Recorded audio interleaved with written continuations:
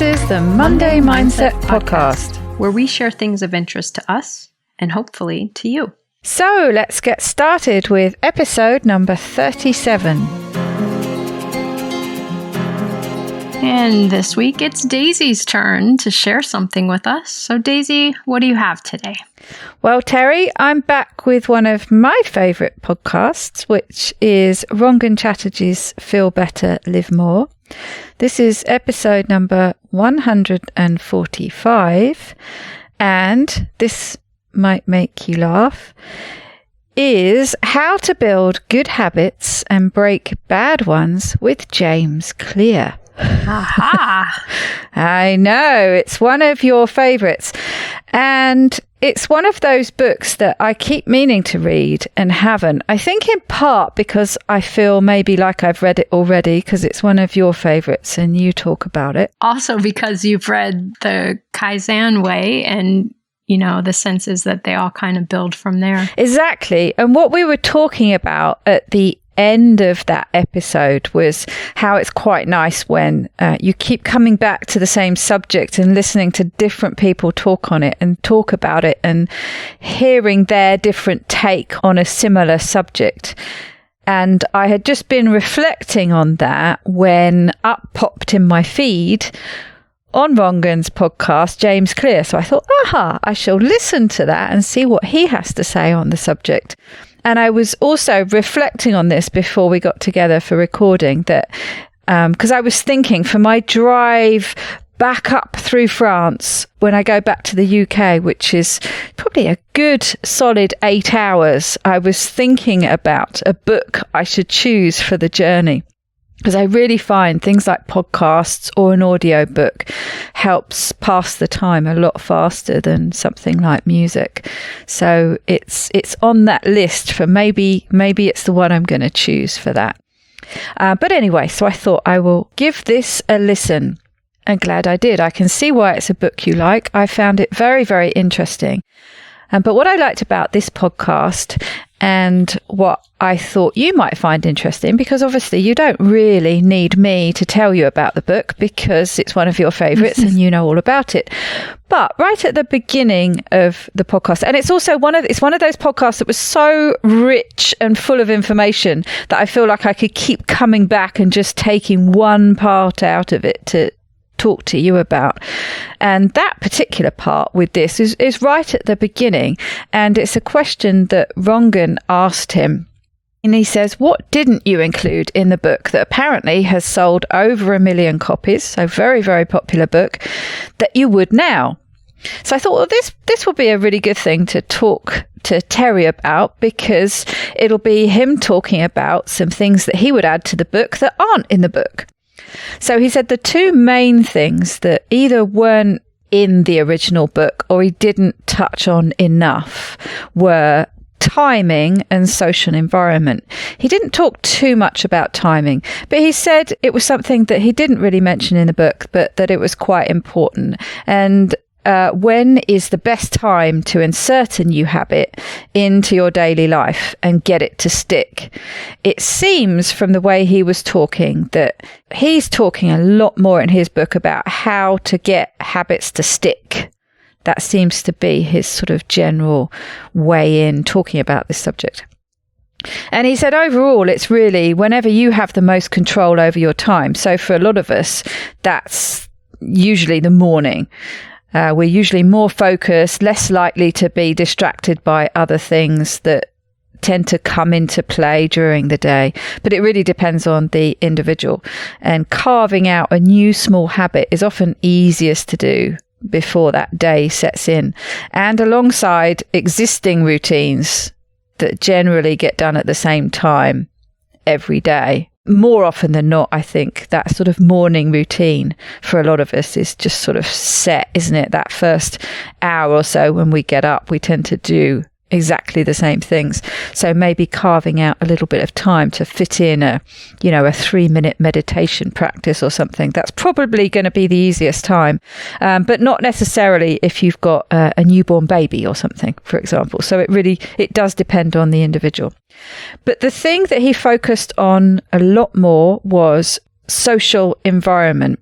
And he says that he's come to see that, and he did say that he did dedicate, I think, a chapter in his book to this, but didn't really realize just how important it was. And he says it plays a huge role in getting habits to stick.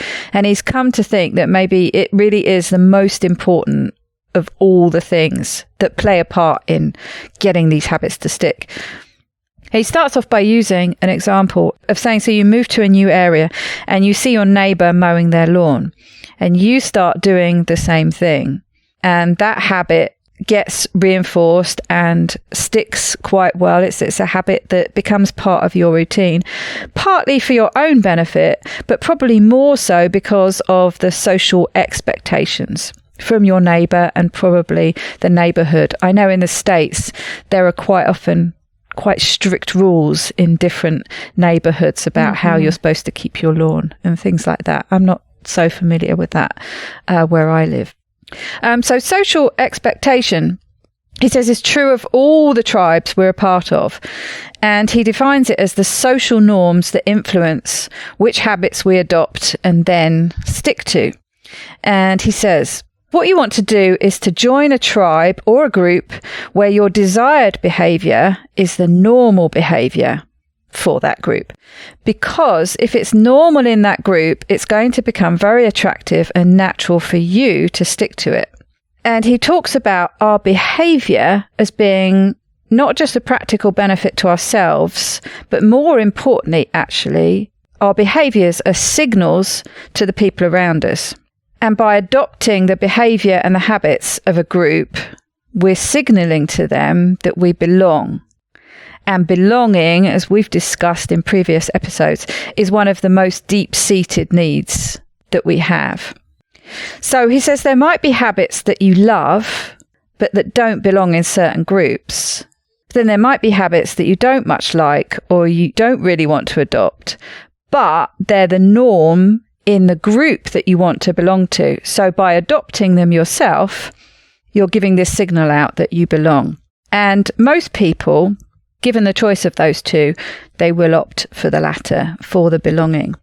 So the desire to belong often overpowers the desire to improve. So he says what's really key is to try and align the two. And Rangan mentioned the growing importance in the UK placed on what he calls social prescribing, and how it's being used more and more by medical professionals, for example, to encourage lifestyle changes. And he used an example, which he's particularly fond of, is something called Park Run, which is an organisation in the UK. It's free to join. Most areas have a local park run. You turn up and you run a 5K, but it's very welcoming. It's very encouraging and supporting. As he mentioned, they have somebody who's the person who's right at the back. So nobody ever comes last. They provide somebody who comes last. He's found it of great benefit, and he goes along apparently with his son now. So it's things like that a really good way of getting a habit to stick. So, if you wanted to get a bit more exercise, start running, that's something that he as a medical professional would encourage you to join, this social prescribing. And James goes on to think about how many habits you already have that are so ingrained you just don't think about them. You don't think about them. You simply do them because they're the generally accepted norm of a group or society as a whole. And he gives the example of knocking at a door rather than just barging in. Most people wouldn't dream of just barging into somebody's house. You'd knock first, wouldn't you? But you wouldn't necessarily think of that as a habit, but that's a habit that you formed because it's what is generally deemed the norm by society, unless you've actually been given permission to go into somewhere without first knocking. It's just something that you would naturally do. And this got me thinking off on a bit of a tangent of maybe this is fueling a lot of the division we're seeing right now. And yes, a lot of it has something that has been festering for years and has always existed. But I was thinking, how the context of COVID and increased isolation is going to drive people even more with this need to belong, and maybe lead some of them to start adopting the rules and behaviors of a group more to belong than because they actually personally uphold them. And I was thinking how easy or easier it could be to get sucked into that, that warmth and comfort of belonging, and actually maybe starting to let go of some of your own principles. And that got me thinking also again, and something that he goes on to talk about in a lot more detail later on. And it also made me think of Gretchen Rubin. How many times I bring up Gretchen Rubin on this podcast, but how it ties in with the importance of identity.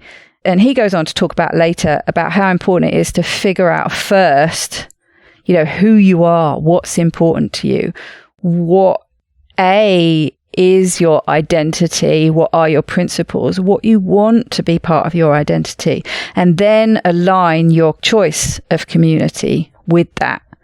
Because if you're wanting to get these new habits to stick, it's going to be a lot easier if the two are in keeping with each other. So he says, if you want a habit to stick long term, then having a community around you where that habit is the norm is absolutely key. And the image that came to me was that it's easy enough to swim against the tide briefly, but nigh on impossible to keep it up for long. So if you've got people all going the same way, it's going to be much, much easier. But Rangan asked him, well, what about people who've tried to implement new healthy eating habits, for example, but their friend group does something different or even maybe mocks their choices? What does he suggest then? And James talks about creating what he calls a sacred space for the habit you're trying to make stick. So he uses yoga as an example. Previously, before COVID, that might have been going to a yoga class where you've got that sacred space and you've got that community and everyone's practicing yoga. But now, maybe an area of your home or garden or an outdoor space somewhere where you can dedicate the time uninterrupted and safe for your new habit. But he says the more precise you are about your desired habit that you want to get to stick, the more difficult it can be to find a space that exists already, or a community or a group that exists already. So he said, don't be afraid to create your own. If one doesn't exist already, create one.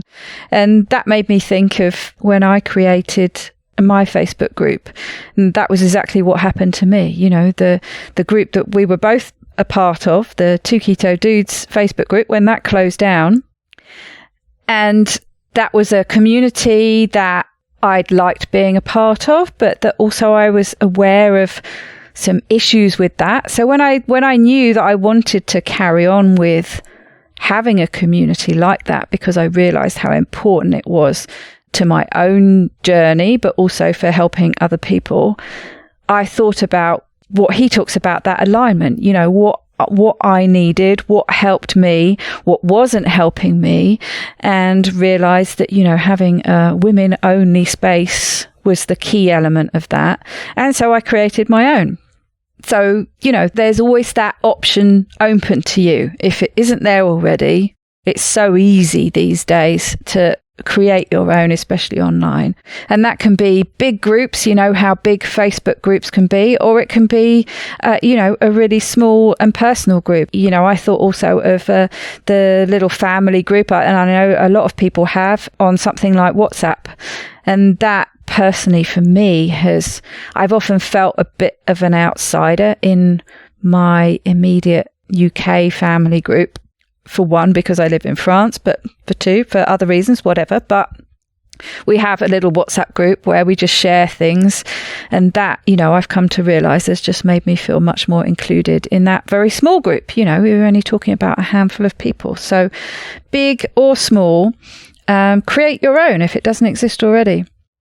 So this is really only a small section of the podcast, and he goes on to talk about all sorts of interesting things.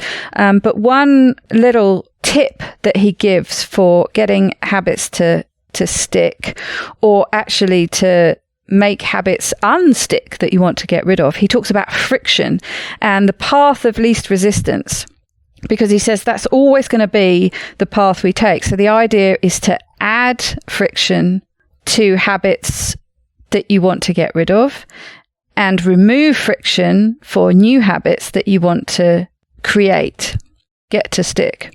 And he says, prime your environment accordingly. He says, think of how most living rooms are set up to watch the TV. They're primed for that habit. Say if you wanted to be watching less TV, he says, just create a bit of friction. Maybe put the television in a cupboard that you've got to open. Put the remote control in a drawer. Perhaps you're wanting to read more books. So put the remote control in a drawer and put a book where the remote control used to be. You know, turn your favorite chair away from the TV, little things like that. He said probably no one thing that you do that creates friction is going to have a massive effect. He said, but if you put lots of them in, it can actually help quite a lot.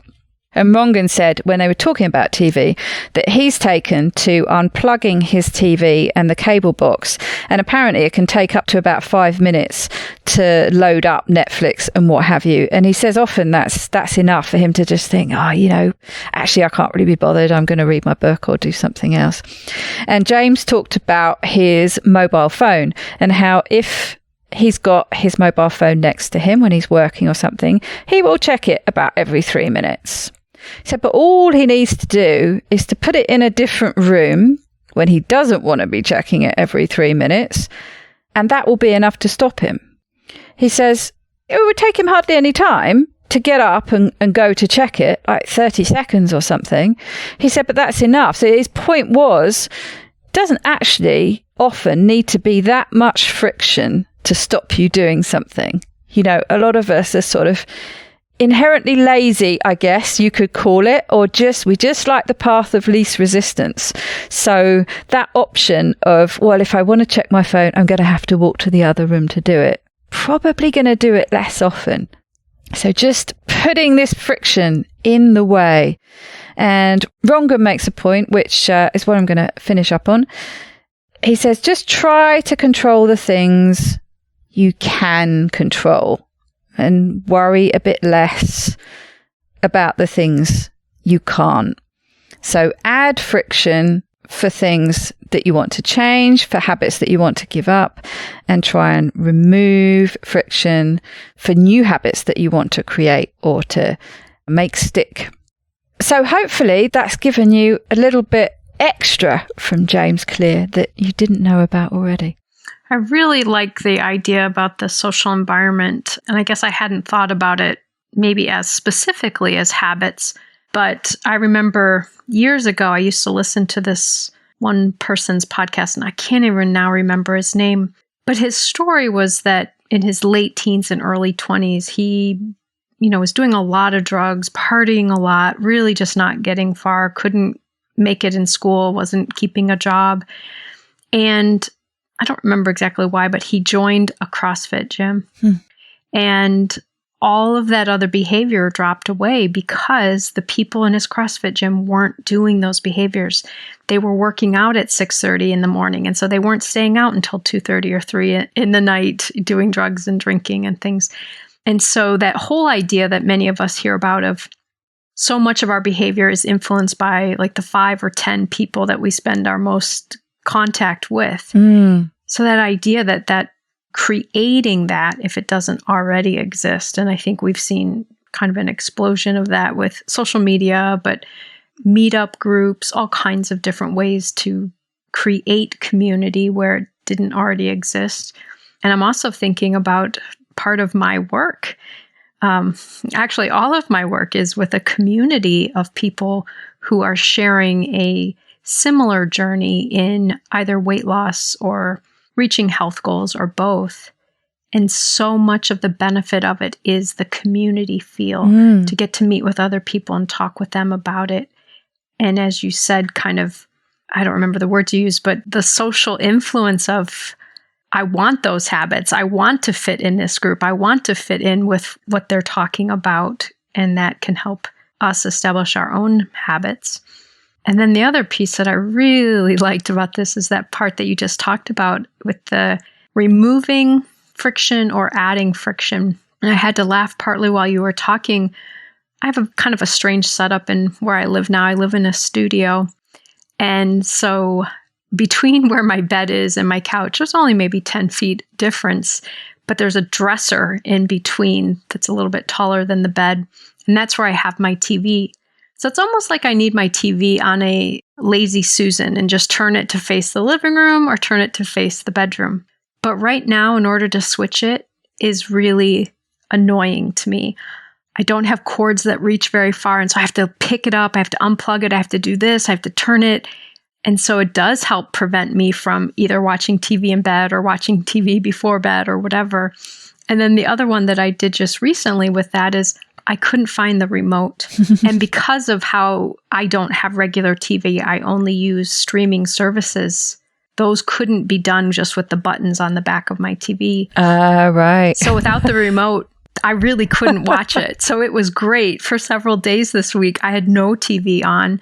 And it just reminded me of how much time that I can put toward that unnecessarily. So that idea of friction, and then the reverse, of course, removing little pieces of friction for those habits that you want to create, making a habit easier for yourself. I think that's a brilliant way to think about it. And although I love hearing your take on this episode, of course, I'm fascinated and want to listen to James Clear. So I'm sure I will be listening to this, but I'm so glad you shared that. And as you said, I talk about James Clear and Atomic Habits maybe as much as you talk about Gretchen Rubin. But yeah, this is exciting to me. Yeah, and I'm really listening to him speak and the different take on things. And he was talking about later on when he talked about this attaching identity to changing habits. I've sort of thought about it with Gretchen Rubin's work. That's sort of how I came to the linking the two. But he was saying later on, because, I loved his honesty. He was saying, look, the stuff I write about, this is all stuff that other people have thought of before. And I just come at it from a slightly different way, or I'm repeating it or whatever. He said, but the one thing that I think is my idea, that I'm sort of the first one who linked the two, is this thing about identity and habits. So I find that interesting. And it was, just one of the things, actually, just listening to him talk and finding him very interesting made me definitely want to listen to the whole book. But that one in particular, because that one has resonated a lot with me, as you know. So so I definitely want to find out more for him. But I really like this concept of the sacred space thing as well, because I think it's all very easy, isn't it, to say, well, find your community and get habits to stick that way. And yes, it absolutely works. And it, in principle and reality, but sometimes, as Rangan brought up that point of, well, what happens if that goes against our existing family groups or friend groups? And that's where it becomes a lot more difficult, I think. And so carving out these, even if they are just very small sacred spaces, small in terms of group size or small in terms of the time you can dedicate to them. Maybe you can just start eking out a little bit more time, just having that place you can go to, whatever it is, like the Facebook group or something, even if it's just somewhere that you can check into for a few minutes a day with like-minded people. It does make a big difference. But it doesn't have to be something that is a huge part of your life to affect change, I guess is my point. You've just got to have that sacred space somewhere that's safe and is yours that you can go to. Well, I think creating sacred space really emphasizes this is important to me. I am going to set aside this time and space in my life for it. So that is important to building habits. The other piece that you just mentioned a little bit ago is the idea of identity. And you probably noticed this theme in me. I love when I hear an author say something that I have believed or talk about with people, And I always feel a little bit like, wait a minute, I had that idea. Difference is I never wrote a book about it. But I often talk about the idea. So let's say, for example, you and I both eat low carb. For me, in order to make that change really stick, it has to become part of your identity. And you often hear people say, sometimes I eat low carb or ketogenically or whatever word they use. But then other times I don't. And I think both you and I talk about it as I eat ketogenically or I eat low carb. Every once in a while I don't, but it's that idea that it's an identity. So when I go to a restaurant, I know what I'm looking for on that menu. I'm only looking for food that fits my identity. And so I think identity is a huge part of behavior change. Absolutely. I'm so glad you brought that up. Yeah, and when you get to that point, I think with all sorts of things, but like you say, something like, because it's so part of our environment, the way we eat. And it was Kate Noto that I think she referred to it as home base. When she got to the point where keto for her was her home base. And that's always where she came back to. That was her norm. That's where she lives. That's just part and parcel. That is her. And as you just said, sometimes you might eat a different way for whatever reason, but that's always what you come back to. That's part of your identity, however you want to describe it. And I think that is always the turning point with a new habit that you're trying to get to stick, is when it does become part of you, part of your identity. Because otherwise it means constant decision making about it. And all of the challenges that he talked about in the book become, well, why wouldn't I just eat this instead? I like how this tastes, or, ooh, that sounds really good, or this is convenient. But if it's part of your identity, those don't feel like options. And you don't have to be grappling with that decision all of the time. That's right. And so it might just be that you have to get to that place a little bit more slowly by carving out these sacred spaces and creating friction. I'm going to work on creating some more friction this week. Koa, you're going to have to steal that remote. Where did you find it? Where was the remote, the missing remote? It was lodged between the couch and the couch cushion. I've actually found my remote before when it was missing in the dog bed. Not chewed beyond usefulness, but slightly chewed. That's awesome. Okay, well, I hope you have a wonderful friction or frictionless, depending whether you're trying to get rid of or create new habits, week. And everyone at home too. Thanks, Daisy. Take good care, everybody. Bye-bye.